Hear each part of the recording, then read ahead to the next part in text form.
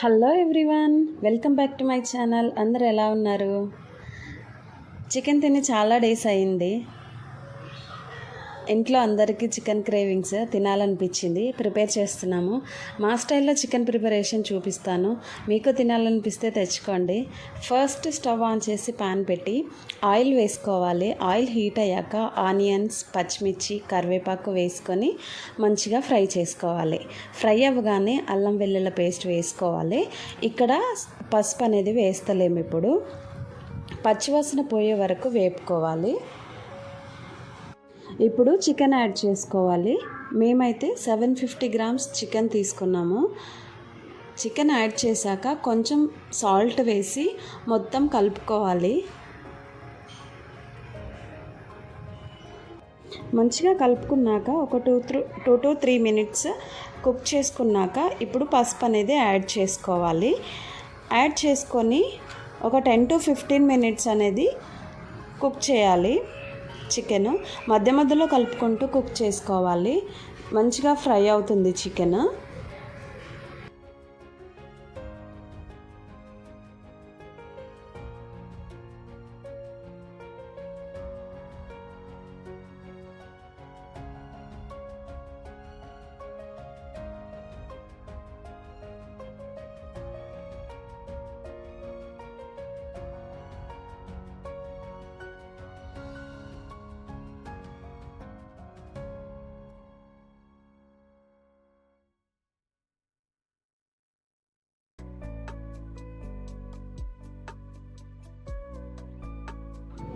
చూడండి చికెన్ ఎంత బాగా ఫ్రై అయిందో.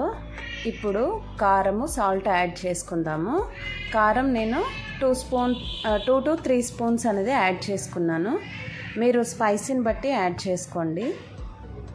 అలాగే సాల్ట్ కూడా ఒక స్పూన్ యాడ్ చేసుకున్నాను.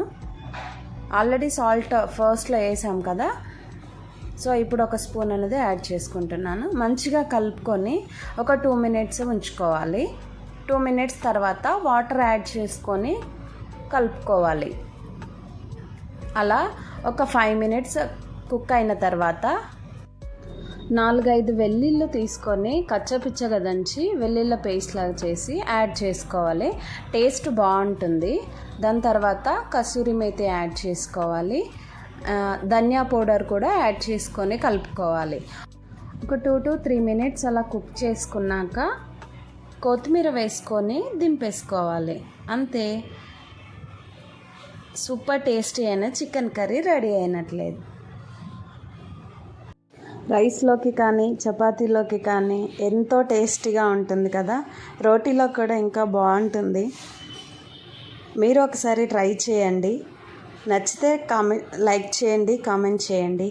అంతే ఈ video. Thank you for watching. Bye bye.